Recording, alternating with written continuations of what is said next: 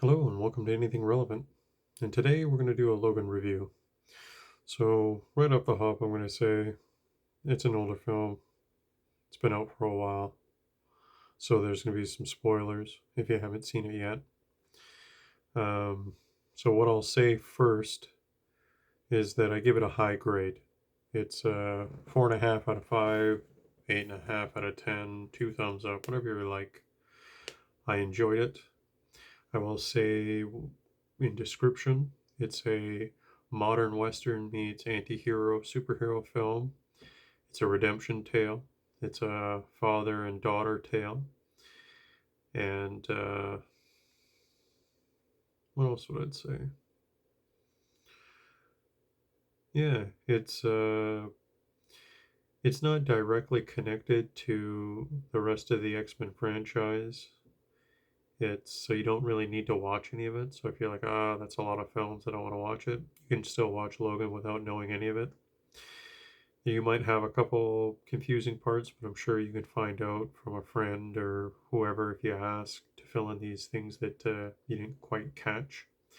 It's not a lot, trust me.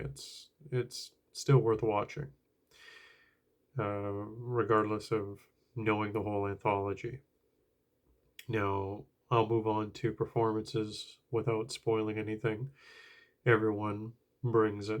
They all worked very hard on pushing themselves and letting themselves into these characters to really breathe life into them. There's some passion there.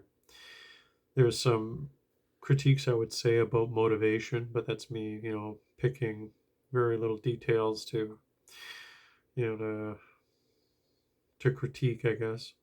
Uh, the storyline, the story beats, the plot, I think is well spaced and paced. It doesn't get overly bogged down and it doesn't overly get over the top and non-stop. The other thing I'll say for the people that enjoy the higher rating when it comes to action, the uh, the depiction of Wolverine is kind of finely, honestly depicted in this film because it is rated R. But it's not what defines the film. What really defines the film is the father-daughter relationship as well as the redemption arc. So I would really focus on conveying that more than anything else. It earned its rating. The language is there. The action is there. Um, the the stakes I like because it's all heartfelt, and that's the thing about trying to entertain people. There's so many ways to do it, and if you're too technical, you might accidentally focus too much on being technical that other areas of your story might be a little light. And that goes for emotional fueled films as well. Is that if the viewers aren't emotionally invested, then all this emotional, invoking moments aren't going to land. And for that, the very ending, without spoiling anything, it got me. It was well done. There's not, and when it comes to endings, like the range of how you can be, evoked by an ending, like the range is absolutely there from people making a choice to some people not making it to what's done, like what final act was enacted at the very end, like the range in which films go when it comes to an ending and having an impact.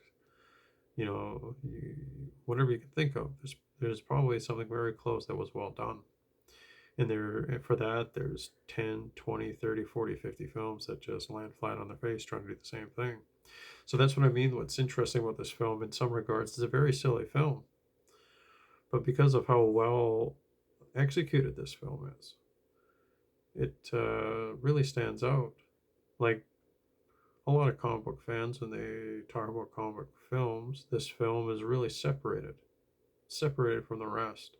It's a real, it's a real ballad because it's like all those genres that I was mentioning, comic book, modern western, all of that, is that in essence, it's just a retelling of the western film Shane, which, they kind of hit you in the face with it in one of the scenes.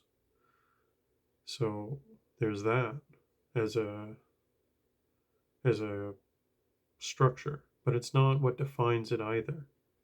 It's more on the lines of that is a path, but with different people walking that path, it's not the same.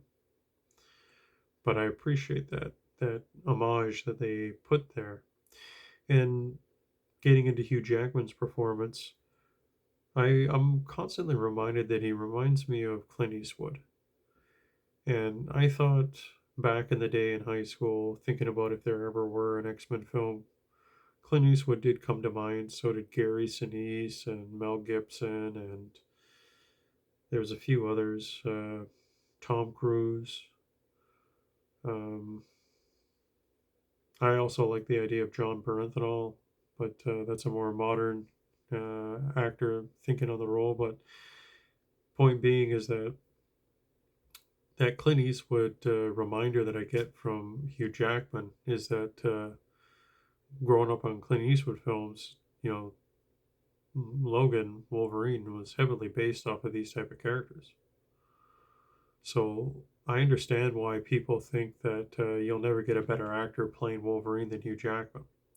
I'm not of this camp. I really enjoy Hugh Jackman playing the role. I think he does it very well. And I think if you get 50 male actors from Hollywood right now, he's in the top 10. Easily in the top 10 without any effort.